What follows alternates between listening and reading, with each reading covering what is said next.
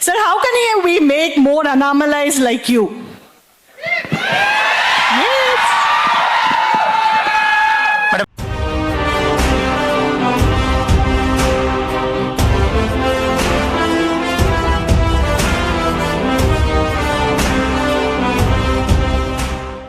Good afternoon, sir.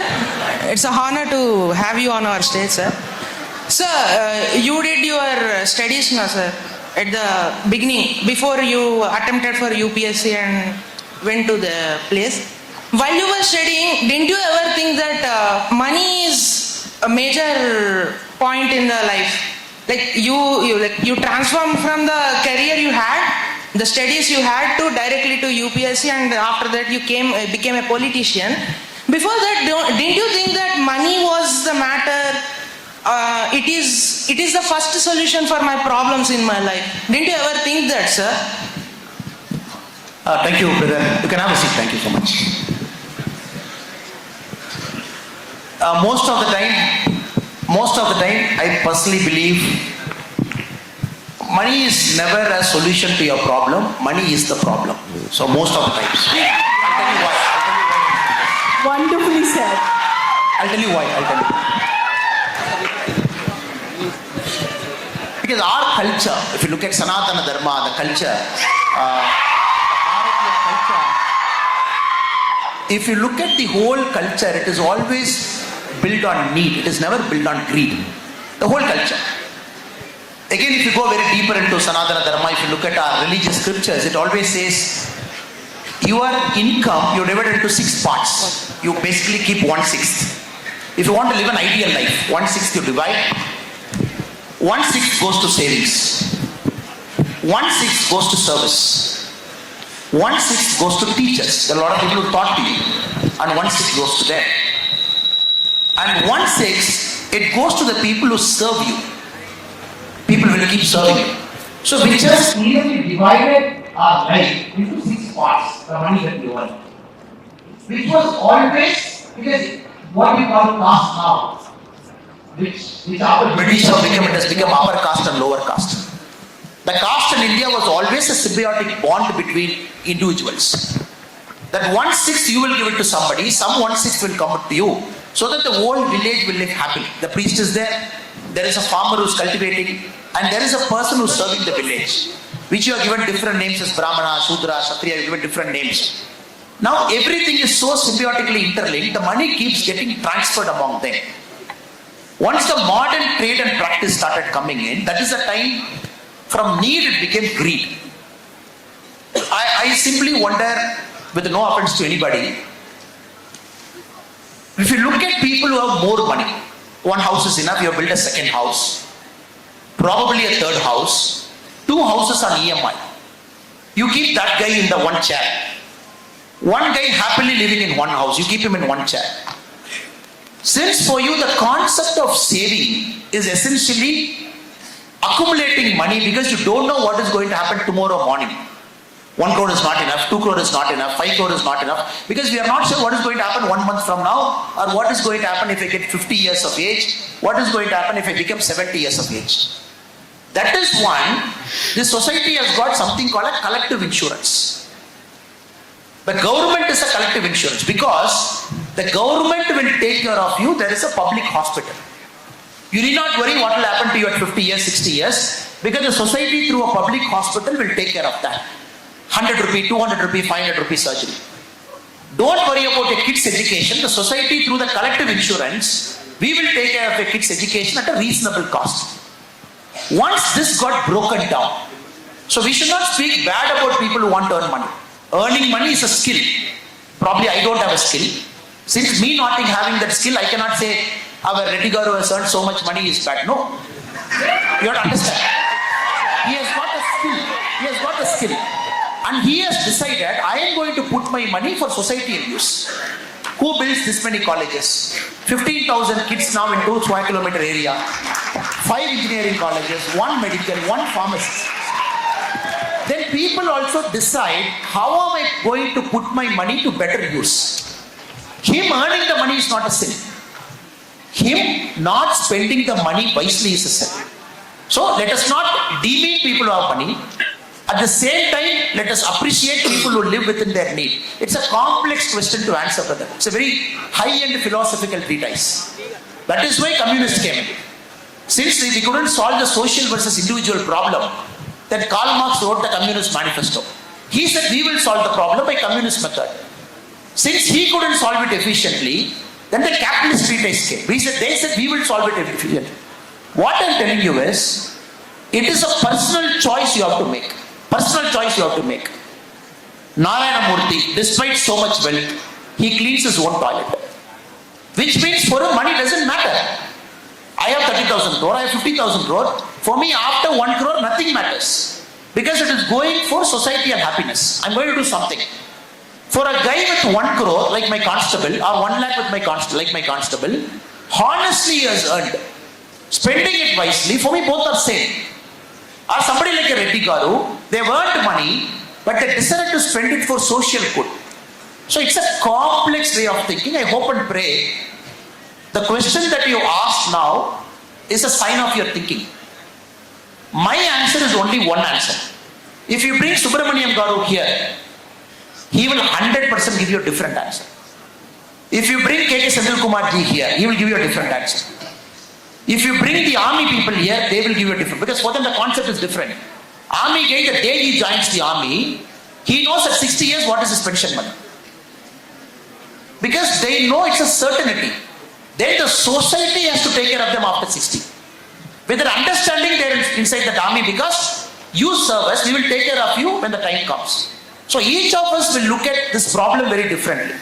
So all I am saying is keep this discussion going. Probably over the next 5 years, 10 years, 15 years, you will start paying attention to what money is. We have to understand 1 rupee should be 1 rupee. When it becomes greed, 1 rupee becomes 100 rupee. Because you want to accumulate that 1 rupee also. So life will take you through a process.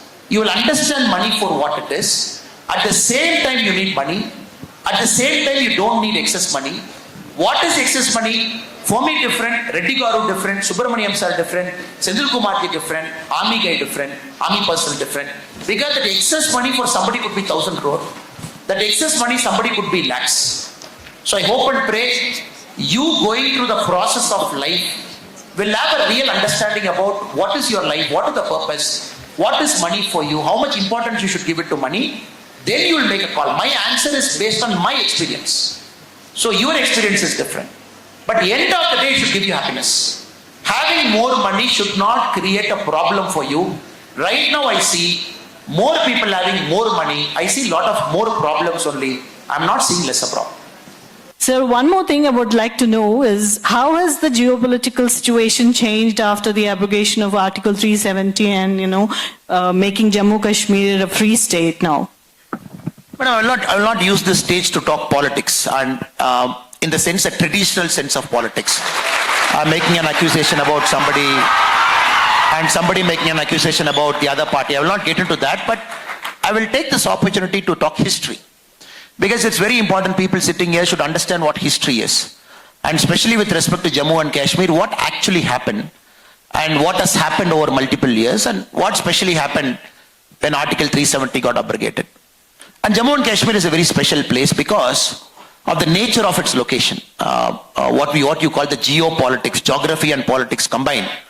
It is located in an area where last 2000 years it was always a strategic vantage point.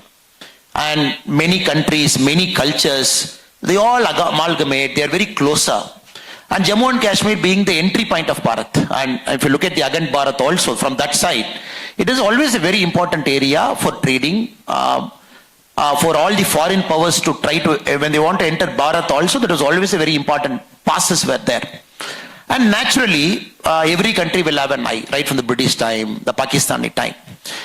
So we have to understand, we all know the history post-independence. 1947, August, we got independence. There were some princely states who are not willing to join because some states were ruled by kings, some princely states by nawabs, and somebody wanted to take that extra bit of time to understand where they really wanted to go, because this partition itself was something that is forced on our countries. India and Pakistan had something forced on you that, look, this is the line, beyond this line there is India, beyond this line there is Pakistan. In that context we have to understand Jammu and Kashmir.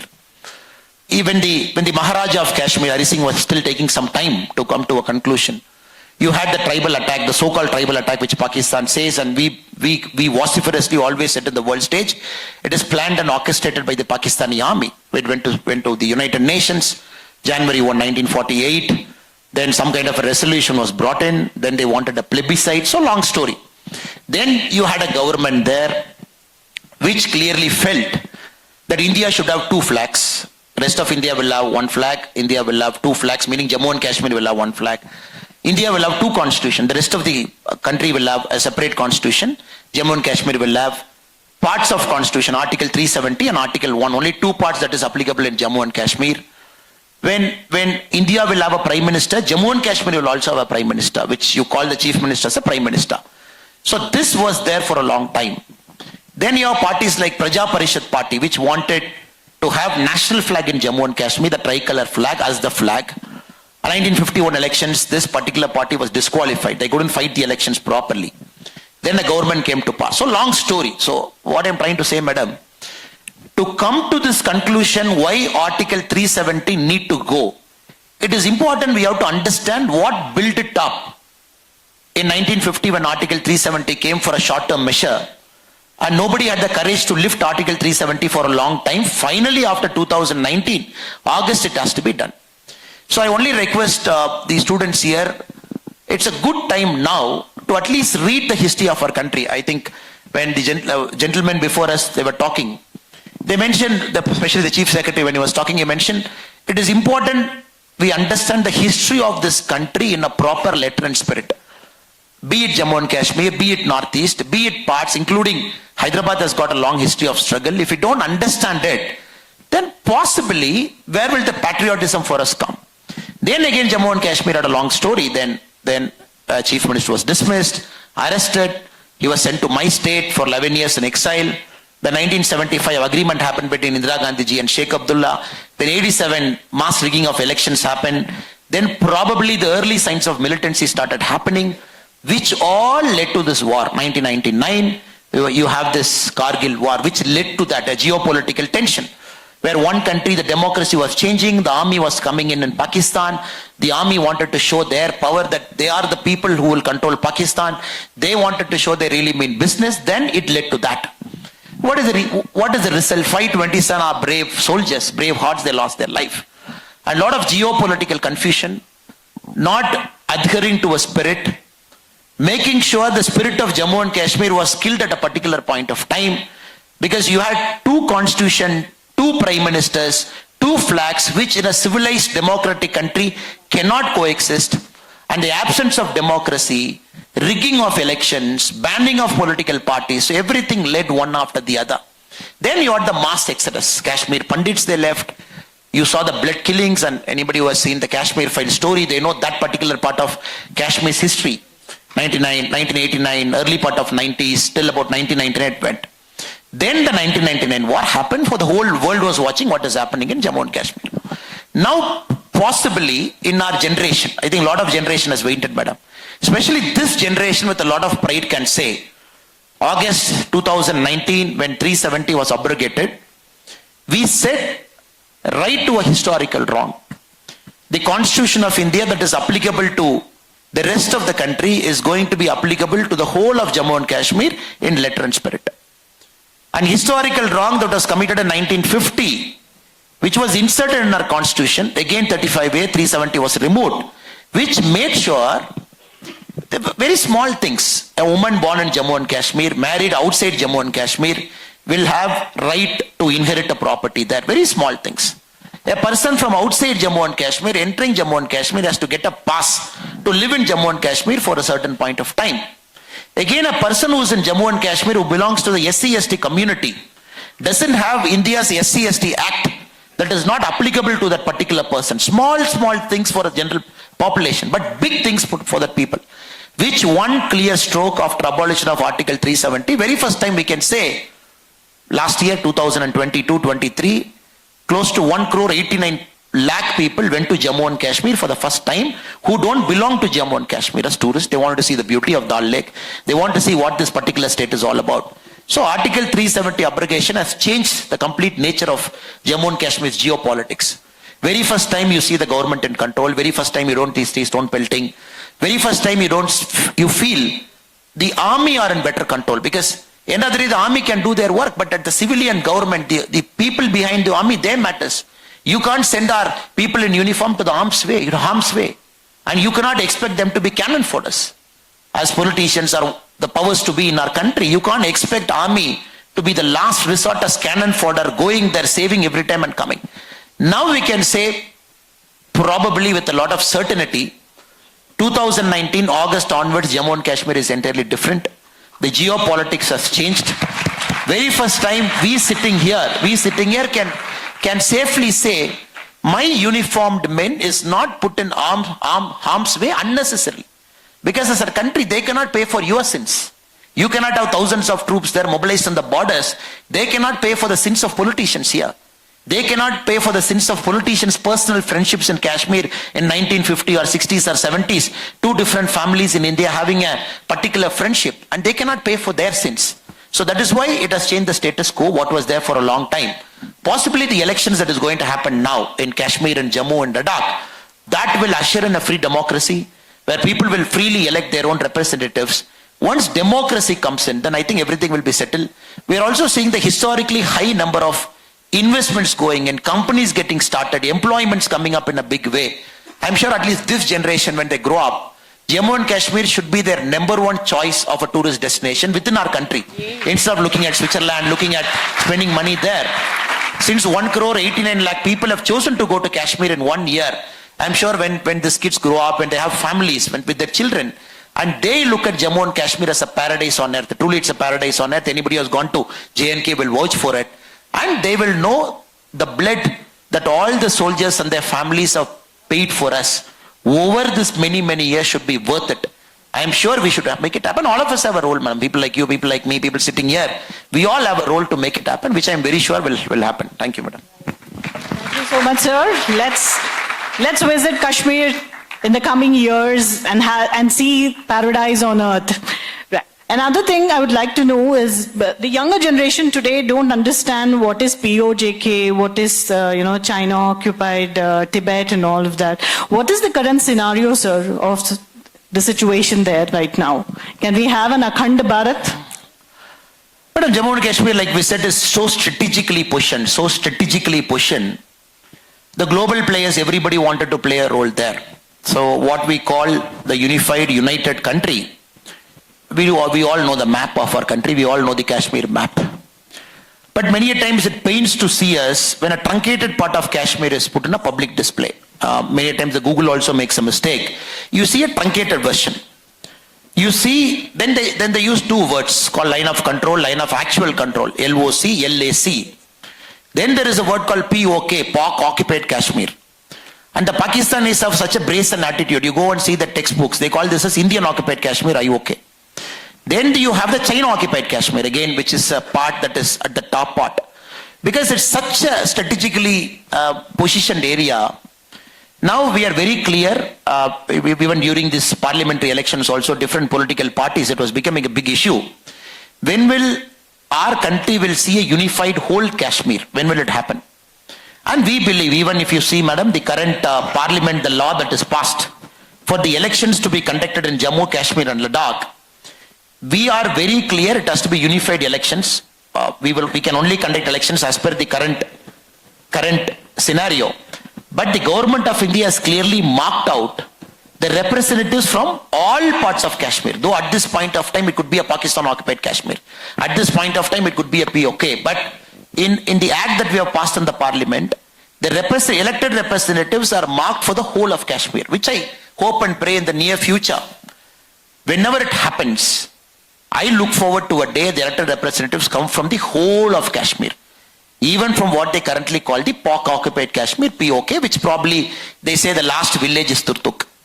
Now the second way of looking at it, madam, I always say economics trumps politics, because economics should be one step ahead of politics.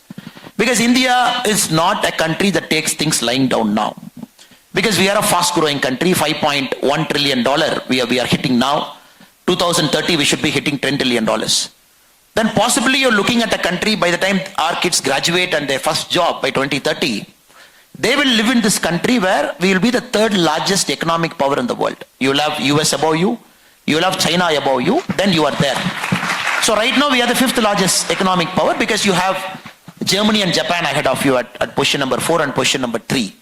So 2030, once you hit 10 trillion, once you become an economic powerhouse, you don't see this kind of geopolitics. Geopolitics will change. Because again, getting into it, you have to understand the global players. China is a global player at this point of time. The Americans are a global player at this point of time. The Russians are a global player at this point of time. Whether you like it or not, these are three preeminent global powers at this point of time. And India is slowly getting into the territory where we have almost reached. Once economically we become strong, we become the third largest economy in the world, then India is also a global player. Nobody is going to stop you. Once you become a global player, again things will change. Because if you look at the previous American administrations, they always used to appoint somebody called an interlocutor, Indo-Pak. They always used to hyphenate India and Pakistan together. And even United Nations in most of the resolutions, Indo-Pak will be hyphenated, meaning this problem, people are treating as an international problem. That is why United Nations wanted to jump in, wanted to solve this problem. Now, thanks to our firm stand, though Pakistan wants this to be an international problem, we believe it is a problem between two countries which needs to be settled. That is a stand to which all the global powers are coming. America slowly has almost come to that realization, this is not an international problem. And Russia is very clear this is not an international problem. At this point of time, China is believing this is an international problem. So that has to be solved. Again, India rightfully wants to be a permanent member of the Security Council. And rightfully so, and many of the global powers believe India has to sit in UN in a Security Council. So everything has to happen, madam. Once economically you become a giant, you become big, the per capita income of our country rises. There's nothing called poor in our country, and we become a self-sustaining economy. Then all those things will start happening. And the problem is not here. We have parts in Arunachal Pradesh also. And you have parts, what you call the Tibet problem also. I'm very sure economically you start doing very well over the next few years. Then economic trumps politics. And more importantly, like somebody said, again the Chief Secretary sir said, I look forward to a day where people with the passion and patriotism for this country, they start serving this country as politicians. That is very important. Caste, creed, religion, this kind of politics will give way to politics of development, to politics of nationalism, politics where you always put your country first. You don't have petty fights over your country. And you be in any political party, that doesn't matter, madam. When you go to the parliament, you cannot compromise on your national security. Every single political party should be in one side. You cannot compromise on army. Every single political party should be on one side. You cannot compromise on internal law and order situation. Every political party should be on one side. So when this happens, then truly the political parties, the members become patriotic. Right now it is not happening. There is a lot of difference among political parties with respect to army. Agniveer, you have just seen what has happened during the Lok Sabha elections. I look forward to a day where political parties stop politicizing on our army. The political parties stop politicizing on the internal law and order situation. The political parties stop fighting over the foreign policy, because this has to be the voice of 142 crore Indians. 142 crore Indians have to speak in one voice. This is my country. This is my policy. I am not going to sacrifice on my army spirit. I am not going to sacrifice on this. This, I hope, will also start happening. This has to happen. Matured politicians, statesmanship politicians, when they go to parliament and assemblies, they always put the country first. And more importantly, I come from a state, Tamil Nadu. For a long time, the politics of my state was revolving around secession from our country. And the current political party which is ruling Tamil Nadu, late 50s and early part of 1960s, they felt a separate Tamil Nadu is the solution. Till the parliament said, I am going to bring an amendment. Any political party talking about secession in our country, you will lose your political party status. The current political party which is ruling Tamil Nadu, then it chose not to speak about secession. So we have a lot of problem in our politics in our state also. For example, I want the army to be given the highest respect, which certain political parties don't give now. That is a daily fight. And we believe when an army soldier lays down his life for the country, every state should compete who takes care of their family better. If one state says, I am going to give 1 crore, money actually doesn't matter. The other state should compete, I will give 2 crore and take care of their family. Not only that, one government job. Not only that, taking care of education expense for their family for eternity. Not only that, taking care of their family well. So this politics, when it comes, then the politics of nationalism almost comes in. So that is not happening. I still remember when an army Jawan loses his life and comes back, when the mortal remains comes back, I look forward to a day where people should line up the street. Lakhs and lakhs of people. You be whoever you are. Just the only job on that day is to leave everything, be there for that family, pay our last respects. Lakhs and lakhs. I'm not talking about thousands and thousands. Not hundreds or hundreds. It is army's job to come and then they will do it. No, madam. When all these three things happen, then we got our politics right. Somewhere now I can speak for my state, the politics with respect to nationalism is not right. And we are working, a lot of us are putting our best effort to make sure this becomes right. So everything have to happen together. Though it is a very complex, but one solution cannot give you, madam. When you talk about POK, when you talk about this, economics have to come. You should have responsible politicians in the parliament. The politics of a state should have a national character. When together we do this, then we will not have terms like POK. We will not have terms like India, Pak, hyphenation. So I'm sure maybe 10, 15, 20 years from now, we are slowly moving towards the territory. It should happen, it will happen.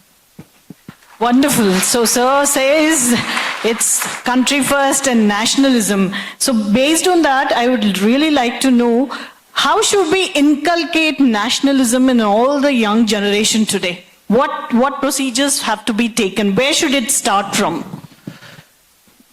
There is this very famous quote I read where I was a young kid like them. It says at 20 you are an idealist. At 40 if you are still an idealist you are a fool. Because the ways of life change a person from their idealism. And these guys right now, the kids who are sitting here are extremely idealist. There's no doubt. Not even 1% here. You cannot say that he doesn't have idealism at heart. And every single kid who's sitting inside this hall, everybody is patriotic. There's not even a 1% doubt somebody is not patriotic. And every single kid who's sitting inside this thing right now, they put their country first.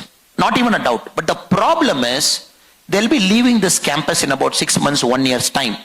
They'll be seeing the real world. That is where the problem comes. And this kid should always have that confidence that taxpayers' money is wisely utilized. That is number one. You cannot have a situation in our country that honest person, I pay my tax. Somebody doesn't pay my tax. The law is very slow to catch them up. So these are the things they will see. The first day the auditors will come. Somebody will be big in their life 10 years from now. The auditors will come and say, can I talk about tax exemption? And moment we are earning okay, we can take care of our family, we can take care of our kids' education. I don't think what is tax exemption. You are paying it for the country. And the country needs to put roads and country needs to pay for the armed forces, take care of them. Even if you are a 100 crore guy, you are earning so much, the auditor will earn a money from you but just by talking about tax exemption. A country shouldn't talk about tax exemption once you are reasonably okay. Once you are able to take care of your family. I think they'll be seeing that. And after a point of time, they'll be seeing corruption in their lives. Then the question they'll be asking is, I am giving so much to my country. Is my country giving back anything to me? Moment that questions come, we are in a dangerous territory. I am giving so much to my country. So all of us, we pay a sacrifice, madam. It is not that every single person, they give something to that country. At a point of time, inflection point, somehow you think the country is not treating you well. As a citizen, you are not getting the services. As a citizen, you are not getting a police that is ramrod straight. As a citizen, your public transport is not good. As a citizen, when rain comes, you see water in the road. You just have to walk. As a citizen, you feel thousands and thousands of crores stashed away somewhere. That is the time, probably mid-20s or early 30s, when they ask this question to themselves, is my country treating me fairly? And that is the time this kind of moral dilemma comes. I hope and pray the kids who are here will always ask this question. I will never ask what the country is going to give to me. I will always ask what am I going to give to this country. Because you cannot have this question ulta. Because you ask this question reverse. Because the country will always have some bad individuals. And And nowadays in TV, the bad individuals get shown more than good individuals. No TV camera has got time to visit all the 4 Naris sitting here and do a follow-up story. After 25 years, how is their family? I don't see any TV channel doing it. That is a story for me. That is a positive story for me. Going and talking to those mothers, doing a story now, asking, how are your children doing? Are they okay? Do you have any problem still? Do you think the government has to do more for you? Everything is great. Everything is okay. So that story will not come. You switch on the TV from morning till night, it is all bad news, more bad news, and amplified bad news, fake news. And that somebody fighting here, somebody fighting here. This politician said something about them, the other person will respond. So this kind of stories will never make a great nation. The current stories that is shown in our Indian television from morning till night, this is not going to build a great nation, because you show a handful of bad guys. 99.99% of this country is made up of good people, honest taxi drivers. Even a Uber, Swiggy guy who honestly earns money by traveling in this and giving my food. A honest watchman who stands outside CMR and does his duty for 12,000 rupees. I'm talking of honest people. But somehow in the visuals, these honest people don't come into my eyesight. So that is a problem our kids will go through. 28 and upper 30s. They will see this bad news getting amplified. So even that time, they should ask the question to themselves, I don't care what the country is giving to me. What am I giving to this country? So because this country has made sure it has withstood so many things over 20,000 years. It has seen so much invasions. It has seen our wealth getting plundered. But every time this country has risen up, because there was always a guy who stood up and said, what more can I give to my country? Since somebody said that, every time you bounce back, the next generation is having the fruits of their labor. I hope and pray they continue to be idealistic. If people call them fools for being an idealist, absolutely okay with it, no problem. Let them be fools for being called an idealist. By not paying corruption, if they want to suffer in life, let them suffer. By not paying a bribe money, if the traffic constable is making them to wait for 3 hours, let them wait, because that's how the country changes. And every time you take a shortcut, the traffic guy will always say, you pay 300, immediately I'll leave you. You pay 100, you have to go to the court to pay the challan. How many times people get this question? That is your first test of Satya Sodhanai. That is your first test. The moment you pass the test, nobody can take this country back. The first test is, do you want to pay 300 instantly, or do you want to pay 100 rupees in court? Knowing fully well, our citizens should say, okay, I'll pay 100. Sorry, I made a mistake. I didn't see the no parking. I didn't see left turn. I didn't see this. Then they go to a court, wait in the court. Their name will get called at 2:30. Then the challan goes there. 1 full day gone. Their earning capacity of 1 full day, 1,800 rupees or 2,000, paid holiday, whatever they have taken. If they are willing to go through that sacrifice, the next traffic constable will know, oh, they have become fools in our country. They have become idealists in our country. Nobody wants to pay 300 instantly. Everybody wants to pay 100 in court. This country will change. So I hope and pray, in the next 10 years, the kids here will go through multiple things. Will go through thousands of things in their life. And they have to pass through every test, madam. That is important. They have to pass through every test. It starts today.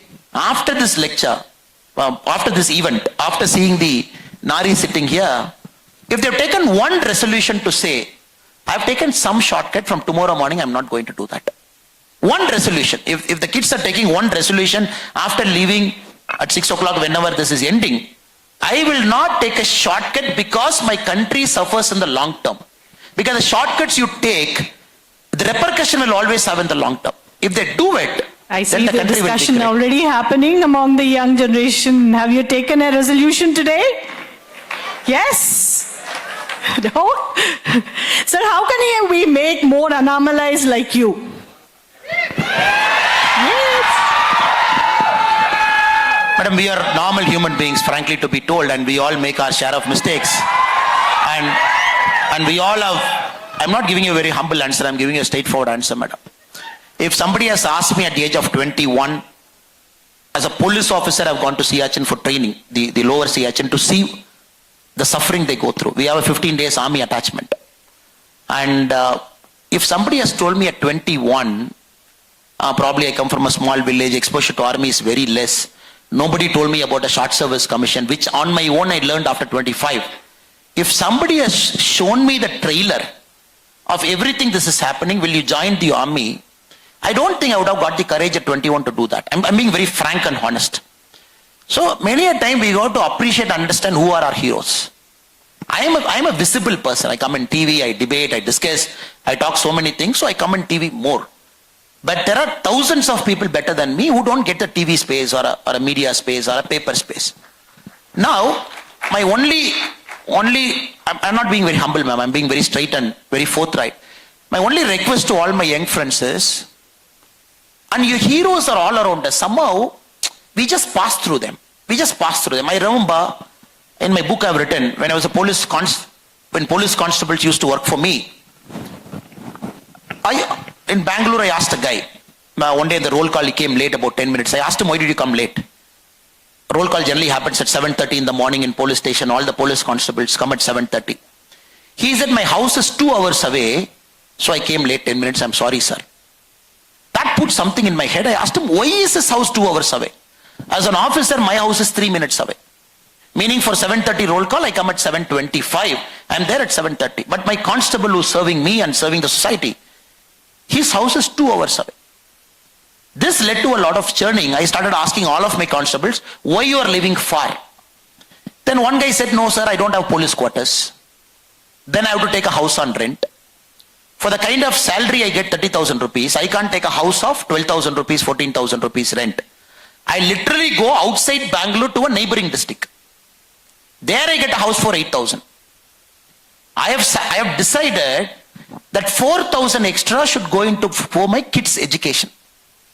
So 2 hours in the morning, 2 hours going back in the evening, that 4 hours is worth, because that extra 4,000 has to go to my kids' education. I've written the book about the constable name also. Now we have to understand, this guy who could have taken 10,000 rupee bribe, that in a city like Bangalore it is very easy. But this guy chose not to take it. This guy chose to put pressure on himself because he will travel the 2 hours extra, not to rent a house inside the city, just because that extra money he felt should go to his children for 2 children he had. This is a hero for me, because he does 10 times more than what I do. I have my paraphernalia, cars and 10 constables to salute and government to listen to you. But this guy, nobody listens. Unless in a roll call like this, you just hear a part of his story. So, but this guy we pass every day, madam. Every day we pass. He'll be standing in some hot sun wearing a cat hat. He'll be standing there with a varicose vein in his leg. A traffic constable does his duty for more than 10 hours. For more than 2 years, the chances of you getting a varicose vein is very high. So you see him, but you will not see the varicose vein because he's wearing a pant. So probably you might have a government service, a nurse who does her work so well, so professionally, but we chose to ignore her. Or a government public transport driver. So what I am trying to say, madam, it is time that the society reorients the concept of heroes. Now who is the hero? The Instagram number 1 in the world, 370 million followers, Cristiano Ronaldo, Virat Kohli, multiple million followers. Of course, they give happiness, they give a lot of joy, they give a lot of pleasure to us, no doubt. In a mad and chaotic world, I want to see Virat Kohli's batting, it gives me a lot of happiness. Or I want to see Cristiano Ronaldo's football, fantastic. But that should not mean the society consciously ignores the other heroes. Every time I remember in Western countries, especially in US, I've seen, when an army man walks, most often than not, I have seen 9 out of 10 times the public gives a respect to him. Yes. 9 out of 10 times. I look forward to that happening in our country also. 9 out of 10 times. Thank you. You don't even know that guy, you don't even know who is, but he's wearing a uniform for my country. I will stop and say, how are you, sir? Thank you for your service, sir. There are often I keep hearing the words in America, thank you for your service, sir. I think this we have to do, only then the juniors will do. As people, when we see an army guy, just stand up, whatever work you're doing, just put it aside. Or a fire service guy, or a police guy, or a constable, or a nurse, and say, thank you for your service. That is the only thing which will give that extra motivation to take the next bullet. Because he's ready to take the next bullet. That extra motivation to tell them, Great. We value your sacrifice. Wonderful. I think once we start doing it, the society as a whole will undergo a transformation. It's a silent transformation, madam. Silently it will. then the kids will become very idealistic. They'll become noble. Then they quoted Vivekananda ji. I think our director sir quoted, cinematographer, hope you become director soon, sir. Our cinematographer, Sendilana, he quoted Vivekananda ji. Vivekananda's his ultimate thing is sacrifice. Every single time sacrifice, and many of them don't know, because I come from the land where Vivekananda ji probably got his nirvana, if you look at that term. So 1893, he came to Kanyakumari. There was big rock there. If I remember the date correct, it is December 11. He asked a fisherman, how do I go to that rock? That rock is about 2 kilometers away from the shore. It very severe turbulent water. Somebody said, nobody has attempted to go to that rock. Nobody has attempted to go to that rock. So you can try swimming to reach that rock. I'm talking of 1893. 1891, 93 the speech happened, 1891, December 11. He jumped into the sea, swam 2 kilometers, climbed up that rock, did tapasya for 2 days. That is where he got the vision of Bharat Mata, what the country has to do, poverty and everything. In 2 days he sat there. Then the passerbys got worried, why is this guy sitting there in that rock for 48 hours? Hot sun, just sitting there. Then they have to take a boat, the story goes, then they have to take a boat to bring him back. If Vivekananda that day has thought about, the water is so turbulent, why should I jump? Because he has had this inner calling, I have to go to that rock. That is the Vivekananda rock which a monument is built there. And what I am trying to convey through this is, sometimes our youngsters have to jump, not worry about consequence. Just trust your skill and talent, just jump into that water, keep swimming. That's the thing. It will inevitably take you to a place. And God has got some idea for everybody. And again, a gentleman when he spoke, he said, somebody is corrupt. The family is questioning, he is corrupt. Why is he become corrupt? He being corrupt is useless to us. And India, corruption is a big problem, madam. It's normally we speak nice things in an audience. We all speak great things, nice things. We don't take that monkey out of that bag and leave that monkey to say, look, here is a monkey, ugly monkey. But till we kill corruption in our country, then corruption also kills patriotism. Corruption also kills a sense of service. Corruption also kills a society's bonding. And you got to eliminate corruption, because corruption root cause again comes from shortcut. And the moment we start doing that one after, I'm sure this generation will do that. It's a matter of time. Only that mind has to shift 1 degree to say, I'm not going to accept it. The moment they do it, I think we will be living in a beautiful Bharat, the original Bharat which we always wanted to.